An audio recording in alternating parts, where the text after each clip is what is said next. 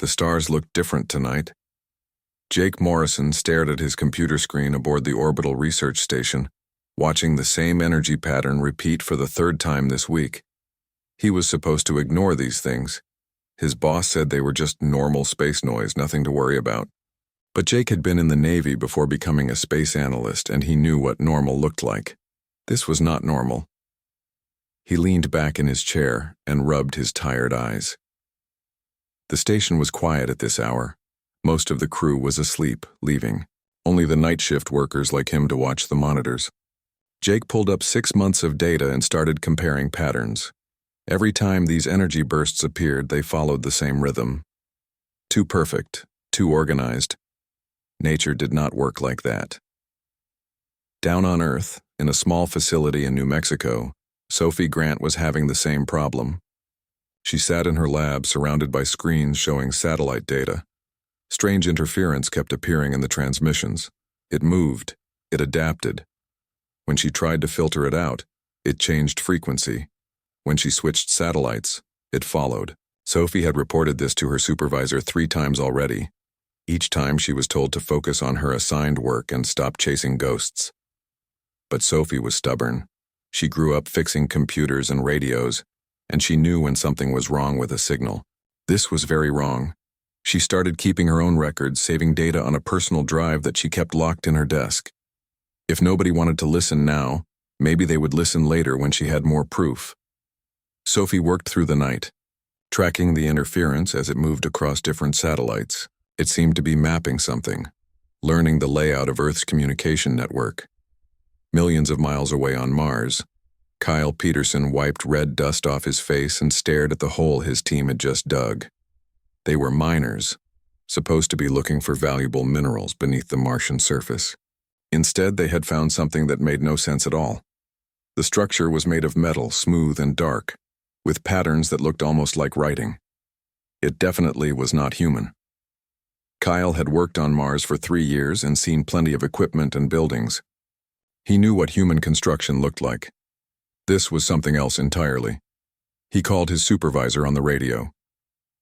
"We need to report this. This is big." His supervisor's voice came back tense and worried. "Seal the site. Cover it back up." "Orders from headquarters." "What? We just found proof of alien life and you want us to bury it?" "Those are the orders, Kyle. Seal it and forget about it. I will send the paperwork." Kyle stood there in his spacesuit, staring at the strange structure. Something felt very wrong about all of this. Why would anyone want to hide something so important? He took pictures with his personal camera before his team started covering the site. Whatever was happening, he wanted evidence. None of them knew that their discoveries were all connected. None of them knew that a secret organization had been tracking these exact problems for 6 months.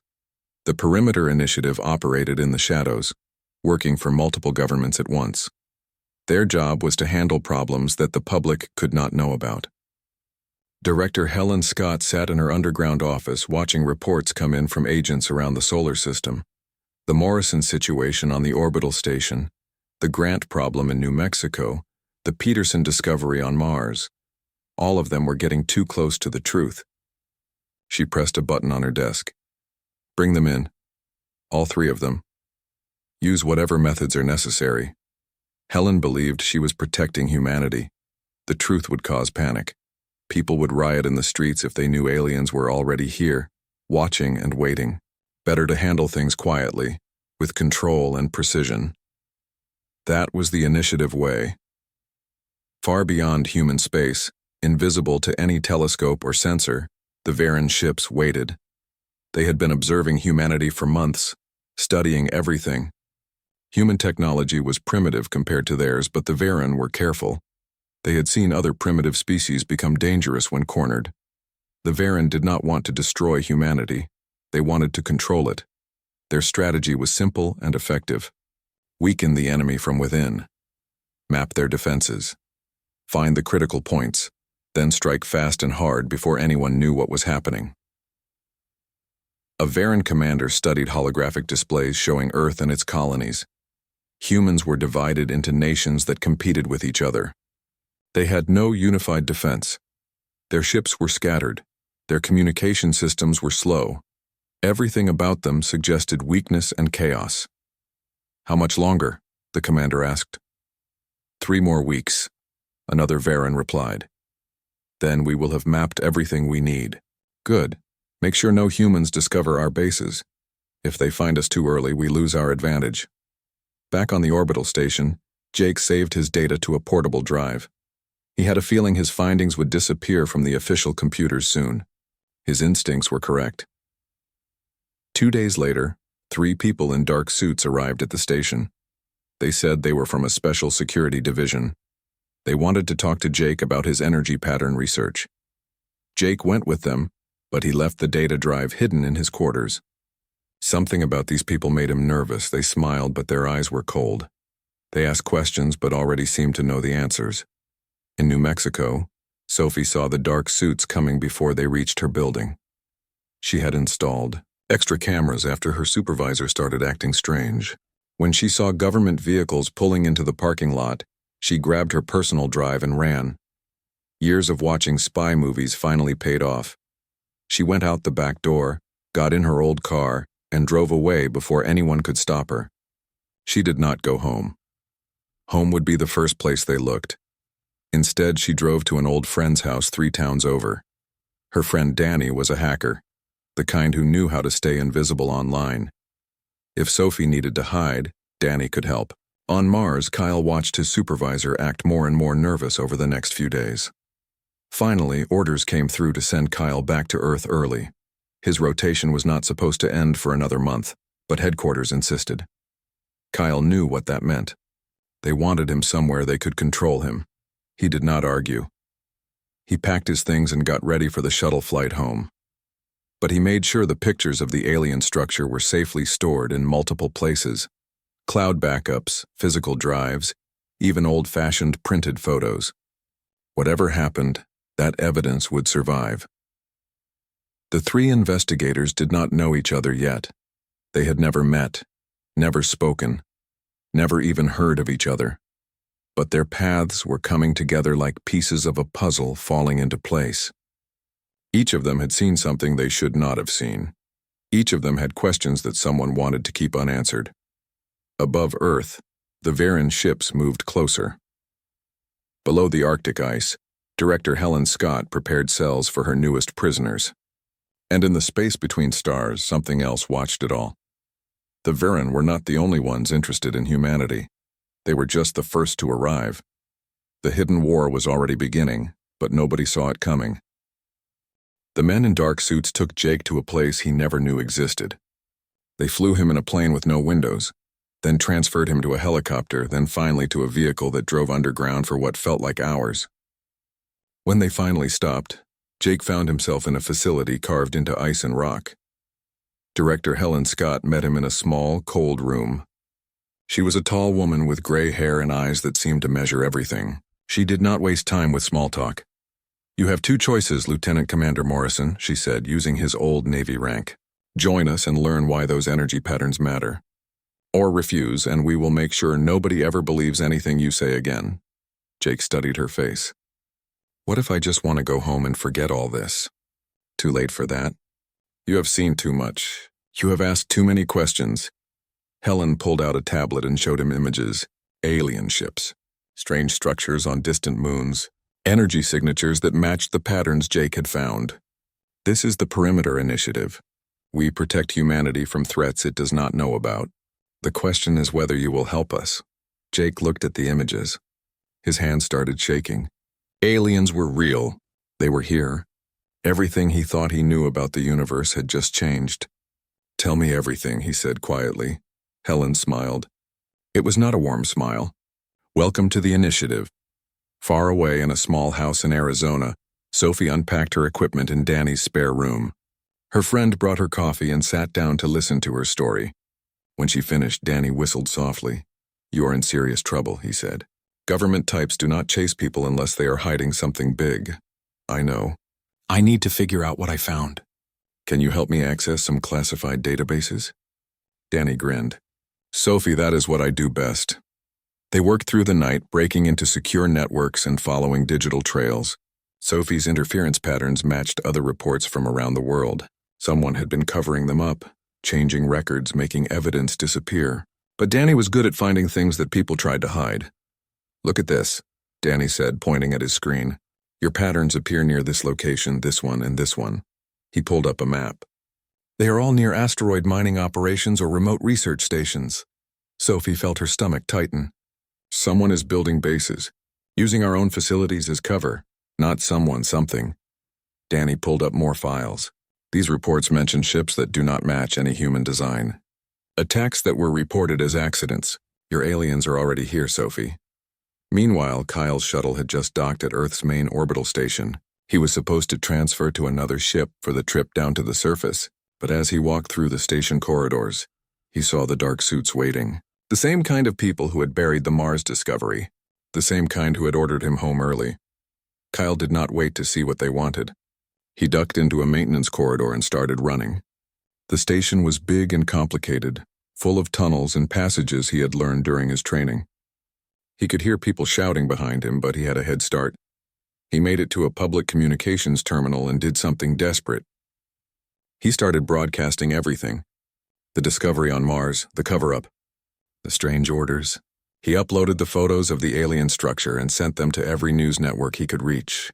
The message went out to millions of people before security could shut him down. Then Kyle ran again, losing himself in the crowds of travelers and workers. Alarms were going off now. The whole station was looking for him. But Kyle had spent years working in dangerous places. He knew how to survive. At the initiative headquarters, alarms of a different kind were going off. Helen Scott watched Kyle's broadcast spread across the internet like wildfire. Her face went pale with anger. "Find him," she ordered. "Find him now and shut him up." But it was too late. The message was out. Most people thought it was a hoax or a joke. Internet conspiracy theorists were already having a field day. But some people with security clearances saw it and knew it was real. The leaks had started. Jake watched the broadcast from the Initiative Command Center. He saw Kyle's face, desperate and determined. He saw the photos of the alien structure. Helen was furious, screaming orders at her agents. But Jake felt something different. Relief. Someone else knew. Someone else was fighting. "That man is going to cause a panic," Helen said, turning to Jake. "Do you understand why we kept this secret? This is exactly what we were trying to prevent." "Maybe people deserve to know," Jake said quietly. Helen's eyes went cold. "You are with us or against us, Morrison? Choose carefully." Before Jake could answer, new alarms started blaring.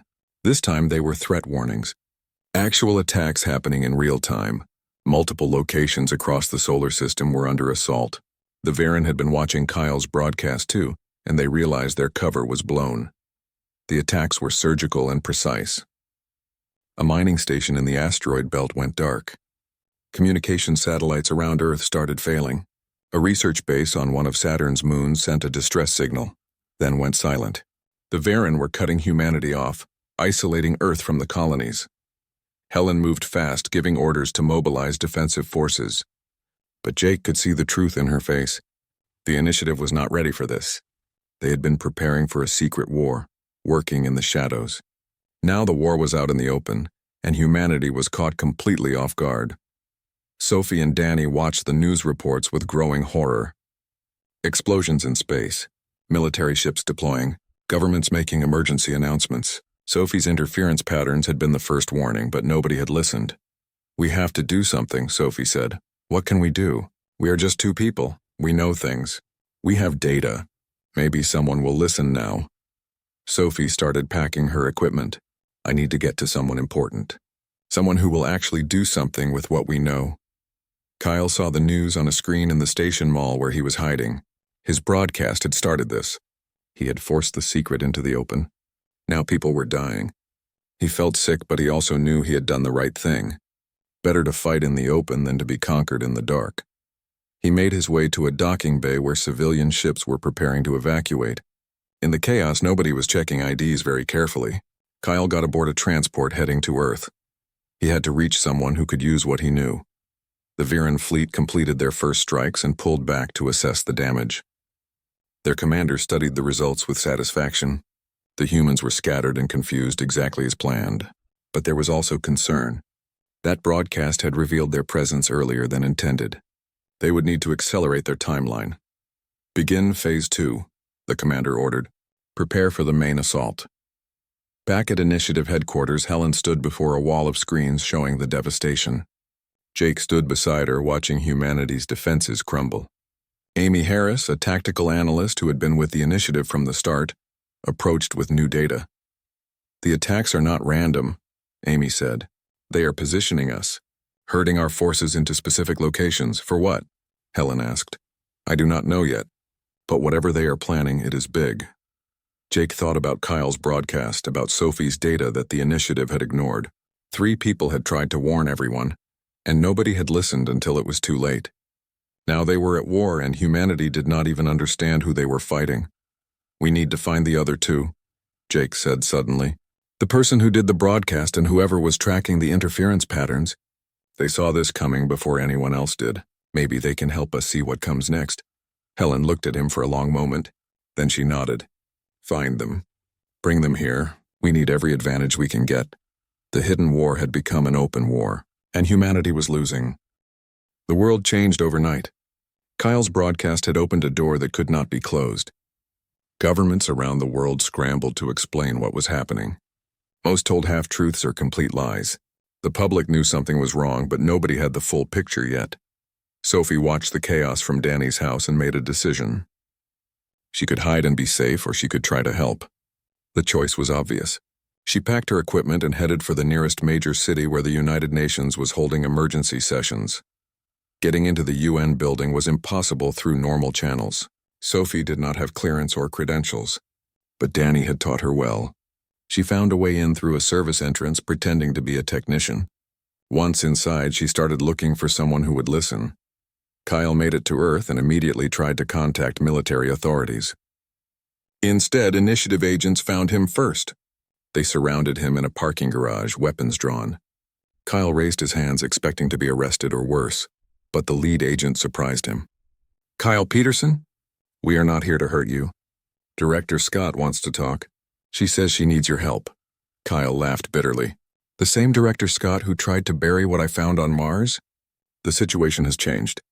The war is real now. We need everyone who understands what we are fighting. Kyle considered running again, but where would he go? The entire planet was under threat. If the Initiative wanted his help, maybe he should give it. Fine, but I want answers. Real ones this time. They brought him to the Arctic facility where Jake was already working. The 2 men met in a briefing room and immediately recognized each other as kindred spirits. Both had seen the truth early. Both had been silenced. Now they were being asked to help. This is wrong, Kyle said, looking at the Initiative's setup. They are still trying to control information instead of sharing it. I know, Jake agreed. But right now they have resources we need. We can fight about methods after we survive. Helen entered the room with Amy Harris at her side. Gentlemen, thank you for coming. We have a situation developing that requires your expertise. She pulled up images of the recent Varen attacks. The strikes were not designed to destroy us. They were positioning our forces. We need to figure out why. Kyle studied the attack patterns. His mining experience gave him a unique perspective on how the Varen were moving. They are clearing a path. All these attacks create a corridor pointing toward Jupiter. Europa, Jake said suddenly. There is something on Europa. I saw it in the classified files. Some kind of artifact discovered years ago. Helen's face went stiff. That information is above your clearance level. We are past clearance levels, Jake shot back. If that is what they want, we need to know about it. Before Helen could respond, alarms blared again. More attacks, this time closer to Earth. The Varen were tightening their grip and humanity's defensive ring was collapsing. Sophie finally found someone who would listen. A UN security officer caught her sneaking through the halls, but instead of throwing her out, he recognized her name from internal memos. She was the scientist the Initiative had been looking for. You are Sophie Grant, the officer said. You were tracking the interference patterns. Yes, and I know what they mean. I can help, but I need to talk to someone with authority. The officer made a call. 30 minutes later, Sophie was in a secure conference room with military commanders and government officials. She spread out her data and explained everything. The patterns, the mapping, the systematic nature of the alien presence. One general leaned forward. How did you figure this out when all our intelligence agencies missed it? Because I was looking at the data, not at politics. No offense, but your people were more worried about keeping secrets than finding truth. The general actually smiled. None taken. What do we do now? You need to talk to the other two people who saw this coming. Kyle Peterson and whoever was tracking energy patterns in orbit. We need to pool what we know. The general made some calls. Within hours, Sophie was on a plane to the Arctic. She did not know where she was going, only that she was needed. When she arrived at the initiative facility, she met Jake and Kyle for the first time. The three of them stood together in the briefing room, looking at each other with understanding. They had all seen the truth early. They had all been ignored or silenced. Now they were humanity's best hope for understanding the enemy. We need to work together, Sophie said. Compare notes. Find patterns. They spent the next 12 hours going through everything. Jake's energy signatures, Sophie's interference patterns, Kyle's tactical observations from Mars. When they put it all together, a picture emerged. The Varan were not just attacking randomly, they were searching for something specific. The Europa artifact, Jake said. That is what they want. What is it? Kyle asked. Helen finally gave them the full story. 20 years ago, a research team on Europa found something buried under the ice. A device. We do not know who made it or how long it has been there, but it does something with quantum communication. Instantaneous messages across any distance. Sophie's eyes went wide. That would change everything. Right now, it takes minutes or hours for messages to travel between planets. With that technology, we could coordinate our entire defense in real time. Exactly, Helen said. And the Varan know it. If they capture or destroy it, we lose our only advantage. Amy Harris entered the room with new intelligence. We just intercepted Varan communications. They are repositioning their fleet toward Jupiter. We have maybe 72 hours before they reach Europa. We need to get there first, Jake said. Retrieve the artifact and use it. Use it how? Kyle asked. We do not even know if it works. Then we figure it out, Sophie said firmly. Because if we do not, we lose this war. Helen made the decision quickly. Assemble a team. Small and fast. Get to Europa, secure the artifact, and get back. I will provide military escort, but the science team goes in first, Jake volunteered immediately. Sophie did too. Kyle hesitated only a moment before joining them. Amy insisted on coming as the initiative's tactical advisor. A military captain named Lisa Martinez was given command of the escort fleet. They left within 6 hours, racing toward Jupiter, while the Varan fleet converged from the opposite direction. It was a race against time, and humanity was behind from the start. During the journey, Jake got to know his team better. Sophie was brilliant but also kind, always explaining technical things in ways everyone could understand. Kyle was tough and practical, a survivor who never gave up. Amy was harder to read, loyal to the initiative but also starting to question some of its methods. Do you think we can win this? Sophie asked Jake during a quiet moment. I do not know, but I know we have to try. That is what humans do. We do not quit even when things look impossible. Sophie smiled. Very inspirational. You should give speeches. I will leave that to the generals. I just want to survive long enough to see Earth again. They reached Europa 3 days later. The facility was abandoned but intact. The artifact waited in a vault deep beneath the frozen surface. When Sophie first saw it, she almost cried. It was beautiful and strange, covered in symbols that hurt to look at too long. This is not alien, she said after studying it for an hour. The materials, the construction methods. This is human, very old human, but definitely human. How is that possible? Kyle asked. I do not know. But whoever made this lived on Earth thousands of years ago, maybe tens of thousands. This is not alien technology. It is ancient human technology we forgot about. They activated the artifact carefully. The effect was immediate. Suddenly, they could communicate with Earth and all the human ships with zero delay. Messages that should have taken 45 minutes arrived instantly. The military applications were obvious. Earth's scattered forces could now act as one unified fleet. Ships could coordinate perfectly. Defensive positions could be reinforced exactly when needed, but the Varan had detected the activation. Their fleet changed course, burning hard toward Europa. They knew they had to capture or destroy the artifact before humanity learned to use it fully. Captain Martinez's escort fleet prepared for battle.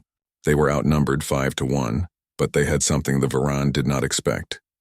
They had quantum communication, and they had the desperation of people protecting their last hope. Jake helped load the artifact onto their ship while Martinez positioned her fleet. "We need to leave now," he called to Sophie and Kyle. 30 more seconds. I am copying the design specifications. If something happens to the artifact, we can rebuild it. Varan ships appeared on the sensors, dozens of them moving fast. Martinez opened communication channels. "All ships, this is the Admiral. Hold the line. Give the science team time to escape." The Battle of Europa began with a thunderous exchange of weapons fire. Martinez's ships fought with everything they had, but the Varan kept coming. Jake's team raced toward their transport while explosions lit up the space around them. They made it aboard just as a Varan ship broke through the defensive line. Kyle grabbed a weapon station and fired, buying them precious seconds. Their pilot pushed the engines to maximum, fleeing toward Earth with Varan ships in pursuit. Behind them, Martinez and her fleet held the line. They knew they were buying time with their lives, but not one ship retreated. The artifact changed everything, just as Sophie had predicted. Within days, every major human ship and military installation had a quantum communication device built from the ancient design. Earth's scattered defensive forces suddenly operated like a single organism, responding to threats instantly and supporting each other without delay. Captain Martinez survived the Battle of Europa, though barely. Her flagship limped back to Earth with half the crew dead and the ship held together by emergency patches. But she had bought the time needed for Jake's team to escape with the artifact. Military Command promoted her to Admiral and gave her command of something new, the Solar Defense Fleet. For the first time in human history, all the nations of Earth combined their military forces under one command. Old rivalries and political disputes were set aside. The fleet drew ships from every country, pooling resources and personnel. Martinez stood on the bridge of her new flagship and looked at the united armada with pride and fear. They were stronger together, but was it enough? The Varan adapted quickly to the new reality. They had built their entire strategy around humanity's slow communications and lack of coordination. Now those advantages were gone. Varan commanders studied the human forces with growing concern. These primitive creatures were becoming dangerous. The Varan began targeting the quantum communication devices specifically. Fast attack ships would strike at human installations, trying to destroy the devices before fleeing. It became a deadly game of cat and mouse, with both sides trying to outmaneuver each other. Kyle found his calling in this new type of warfare. He formed a special operations unit that conducted raids on Varan forward positions. Using small, fast ships, his team would hit Varan supply lines and intelligence posts. They destroyed equipment, captured prisoners, and gathered crucial information about enemy capabilities. On one raid, Kyle's team captured a Varan officer. The alien was taken back to Earth for interrogation. What they learned shocked everyone. Sophie was present during the interrogation, her scientific mind analyzing every word. The Varan officer was surprisingly willing to talk. It explained that the Varan collective was not conquering Earth because they wanted to. They were running away from something worse. "There is a species," the Varan said through a translator device. "They consume civilizations, destroy entire worlds. The Varan fled across half the galaxy to escape them. We chose your solar system as a refuge. And you decided to conquer us instead of asking for help?" Jake said angrily. "We did not think you would agree. We thought subjugation was the only option. Your species seemed weak and divided." "We were divided," Sophie said quietly. "You forced us to unite." The Varan officer made a gesture that might have been their version of a shrug. "An unexpected outcome. Your kind is more adaptable than our intelligence suggested." This information divided Earth's leadership. Some wanted to negotiate with the Varan, offering to share the solar system in exchange for peace. They argued that two species working together could defend against this greater threat. Others, including Helen Scott, argued that the Varan could not be trusted. They had invaded Earth with conquest in mind. Any peace would just give them time to prepare another attack. Jake found himself in the middle of these debates. He understood both sides. The Varan had attacked humanity without provocation, killing thousands. But they had also done it out of desperation, running from extinction. Where was the line between justice and mercy? Sophie worried about something else entirely. She had been studying the ancient human civilization that created the quantum communication technology. What she found disturbed her deeply. They destroyed themselves, she told Jake one night. I found the last of their records. When they developed this technology, it allowed perfect coordination across their entire civilization. Everyone could act as one, but that meant individual thought became difficult. Dissent was impossible.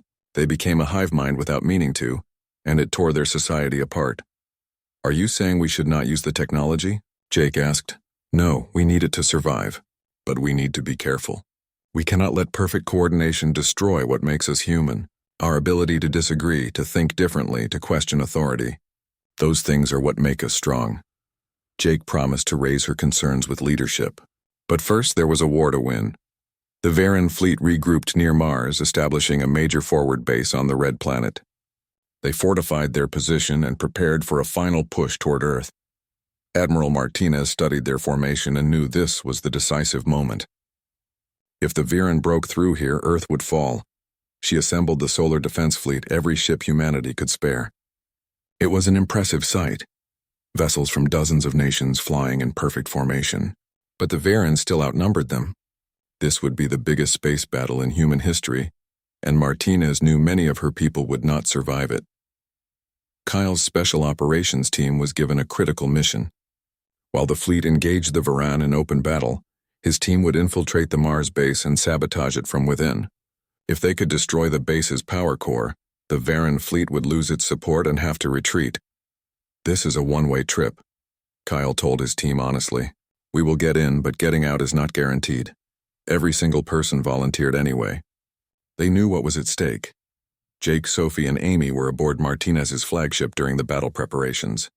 They used the quantum communication network to coordinate strategy with military commanders across the entire fleet. Every ship captain could see the overall tactical situation in real time. Every pilot knew exactly where they needed to be. This is what the Varan feared, Amy said, watching the coordination display. We are fighting like they do now as one unified force. Let us hope it is enough, Sophie replied. The battle began at dawn, Mars time. The solar defense fleet jumped into position around the Red Planet, weapons ready. The Varan fleet rose to meet them, filling space with ships. For a moment, both sides simply looked at each other across the void. Then Martinez gave the order. All ships engage. The space around Mars exploded with weapons fire. Human ships moved in coordinated attack patterns, supporting each other perfectly. Varan ships tried to break the formation, but every gap was covered instantly. The quantum communication gave humanity an edge they had never possessed before. But the Varan were not weak. They had been fighting wars for centuries before humans left Earth. They adapted to the new tactics, changing their approach mid-battle. Ships fell on both sides, explosions lighting up the darkness. On the surface of Mars, Kyle's team infiltrated the Varan base through maintenance tunnels. They moved quietly, taking out guards and avoiding detection. Kyle had studied the base layout from captured intelligence. He knew exactly where the power core was located. They fought their way deeper into the facility, losing team members at every checkpoint. By the time they reached the core chamber, only 5 of them remained. Kyle looked at his team, saw their determination, and felt proud to serve with them. Set the charges, he ordered. We have 10 minutes to get out. In space, the battle reached its peak. Ships crashed into each other. Escape pods filled the void. Martinez pushed her fleet forward, driving toward the heart of the Varan formation. She could see the tactical display showing Kyle's team in position. Just a little longer. They needed just a little more time. Jake watched from the Combat Information Center, feeling helpless. This was not his kind of fight. He was an analyst, not a warrior. But he could see the battle developing, could see the pattern. The Varan were preparing something, concentrating their forces for a massive strike. They are going to rush us, he called to Martinez. All at once, overwhelming force. I see it, Martinez replied calmly. All ships prepare for defensive formation beta. On my mark. The Varan fleet surged forward exactly as Jake predicted. But Martinez was ready. The human ships contracted into a tight sphere, every vessel covering each other. The Varan crashed against this formation like a wave against a rock. On Mars, Kyle's charges exploded. The power core went critical, triggering a chain reaction. The entire base began tearing itself apart. Kyle and his 2 surviving team members ran for the surface, debris falling around them. In space, the Varan felt their base die, Suddenly, they had no support, no resupply, no fallback position. Martinez saw their formation waver and pressed the advantage. All ships, attack now. Push them back. The solar defense fleet surged forward. The Varen tried to hold, but their spirit was broken. Ships began retreating, then fleeing. Within an hour, the battle was over. Mars belonged to humanity again. Kyle made it to the surface and looked up at the battle raging overhead. He saw Varen ships fleeing, human ships pursuing. They had won. The cost had been terrible, but they had won. Martinez stood on her bridge watching the enemy retreat. Around her, crew members cheered and hugged each other. But the Admiral knew better than to celebrate too much. This was one battle, not the war. Jake found Sophie in the chaos after the battle. They held each other, grateful to be alive. Around them, the solar defense fleet began the sad task of recovering survivors and counting the dead. The victory at Mars changed the war. For the first time, humanity had proven they could defeat the Varen in open combat. The Varen ship docked at Earth's primary orbital station under heavy guard. Human soldiers lined every corridor, weapons ready, watching the aliens with a mixture of fear and hatred. Too many people had died in this war for trust to come easily. Jake was chosen to represent humanity in the negotiations, along with representatives from the United Nations and Admiral Martinez. Helen Scott also attended, though her presence was controversial. Many people blamed the Perimeter Initiative for letting things get so bad. The Varen delegation consisted of 3 individuals, including the officer Kyle's team had captured. They moved with careful dignity, aware that they were surrounded by enemies. The lead negotiator was named Varen Commander Thel, a being that looked almost graceful despite the tension. "We come to discuss peace," Thel said through the translation device. "The Battle of Mars showed us that we underestimated humanity. You are not the weak prey species we believed you to be. You invaded our home," Martinez said coldly. "You killed thousands of our people. Why should we negotiate instead of driving you out completely? Because we have information you need. The species we fled from, the ones who consume civilizations, they are coming. They detected our fleet months ago and have been following our trail. They will arrive in this solar system within 2 years. The room went silent. Sophie leaned forward, her scientific mind immediately engaged. "Tell us about them." "Everything you know." Thel showed them holographic images, ships that looked like they were made from twisted organic material, weapons that dissolved matter itself, tactics that relied on overwhelming numbers and complete brutality. The Varen called them the Devourers, and just looking at the images made humans uncomfortable. "They do not negotiate," Thel explained. "They do not take prisoners. They consume everything. Resources, technology, life itself. Entire civilizations have fallen to them. The Varen Collective lost 3 homeworlds before we fled. And you thought you would take our world instead of fighting alongside us," Jake said. "Yes. It was a mistake born of desperation and arrogance. We see that now. Humanity is stronger than we believed. Together we might survive what is coming. Apart we will certainly die." The negotiations lasted for 3 days. There were angry moments when it seemed talks would collapse. Some human representatives wanted revenge for the invasion. Some Varen officers argued that humans were still too primitive to be useful allies. But slowly, carefully, an agreement began to form. The Varen would be allowed to establish a presence in the outer solar system, in the Kuiper Belt beyond Neptune.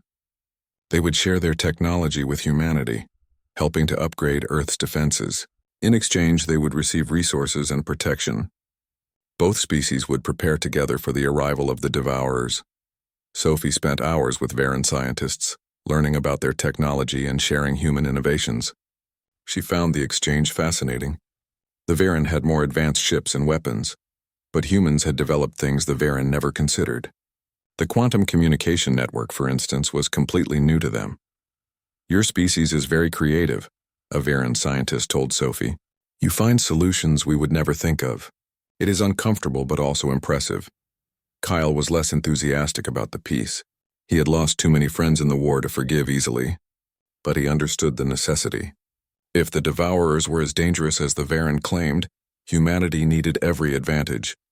He focused his energy on training new special operations teams, preparing for the war to come.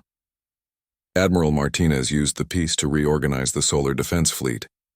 With Varen technology and human coordination, they began building new ships designed specifically for fighting the Devourers. The shipyards of Earth worked around the clock, producing vessels that combined the best of both species' knowledge. Jake found himself appointed to a new organization called the Interspecies Council. Its job was to maintain peace between humans and Viran while coordinating defense efforts. It was frustrating work, dealing with politicians and cultural misunderstandings. But it was important. One evening, Jake, Sophie, and Kyle met at a memorial for those who died in the war. They stood together looking at the names carved in stone, remembering faces they would never see again. "We won," Kyle said quietly, "but the cost was so high." "And it is not over," Sophie added. "The Devourers are coming. We traded one war for another." "Maybe," Jake said. "Or maybe we learned something. Humans and Viren were enemies, but we found a way to work together. If we can do that, we can face anything." They stood in silence for a while, each lost in their own thoughts.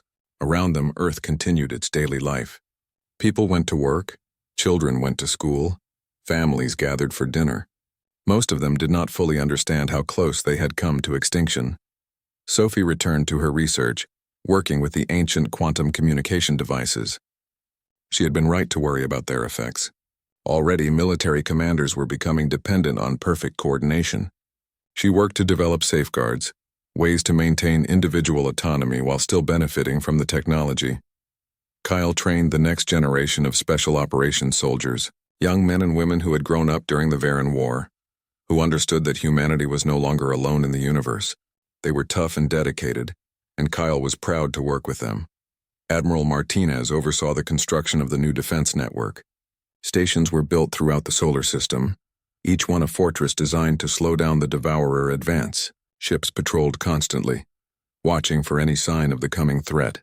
The Viren contributed their knowledge, helping to make each installation as strong as possible.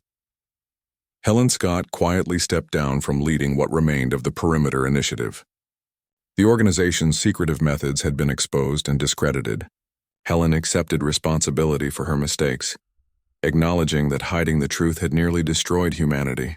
She retired to write a book about the experience, hoping others might learn from her failures. Amy Harris took over Helen's position, but with a completely different approach. The new initiative was transparent, working openly with governments and the public. Amy believed that humanity's strength came from its diversity and openness, not from secrets and control. A year after the peace agreement, Jake stood on an observation deck of an orbital station, looking out at Earth. Sophie joined him, carrying 2 cups of coffee. "Beautiful, is it not?" she said, handing him a cup. "Yeah, hard to believe it almost ended." But it did not. "We survived. We adapted." "Very human of us," Jake smiled. "What are you working on now?" "Cultural exchange programs with the Viren, trying to help both species understand each other better. It is slow work, but important." "What about you?" "Preparing. The Devourers will be here in less than a year now. The Council is coordinating defensive strategies, making sure both humans and Viren know their roles." Sophie sipped her coffee. "Do you think we will win?" "I do not know, but I know we will fight, and we will fight together, as one united force." "That is more than I could have said 2 years ago." They stood together, watching their world turn slowly in space. Somewhere in the darkness beyond, the Devourers were coming, but humanity was no longer alone. They had allies, advanced technology, and most importantly, they had proven they could overcome any challenge. Kyle joined them on the observation deck, looking tired but satisfied. "The new recruits are ready." "Well, as ready as anyone can be." "Good," Jake said. "We will need them." The 3 friends stood together looking at the stars. They had started as 3 separate people who saw a truth nobody else believed. Now they were leaders in the defense of humanity. They had seen the hidden war become an open war, and then become an uneasy alliance. In the Kuiper Belt, Viren ships patrolled alongside human vessels. 2 species that had been enemies now worked side by side, preparing for a greater threat. It was not perfect. There were still tensions and misunderstandings, but it was cooperation, and that was enough. On the station below, children born during the war played together, human and Viren. They did not remember a time before first contact. To them, aliens were just another part of life. Perhaps Jake thought that was the future. Not 2 separate species coexisting, but one combined civilization stronger than either part alone. The quantum communication network hummed with activity, Coordinating defensive efforts across the solar system, Sophie's safeguards ensured that people retained their individuality while benefiting from instant communication. It was a balance, delicate but sustainable. Admiral Martinez broadcast a message to the entire fleet. All ships, this is the Admiral. Long-range sensors have detected movement at the edge of the system. The Devourers are approaching ahead of schedule. All personnel to battle stations. This is not a drill. Jake felt his stomach tighten. The moment they had been preparing for had arrived sooner than expected. He looked at Sophie and Kyle, saw the same determination in their faces. "Here we go again," Kyle said. "Together this time," Sophie replied. Jake activated his communication device, contacting the Interspecies Council. "All members, emergency session. The Devourers have arrived. Across the solar system, humans and Viren prepared for war.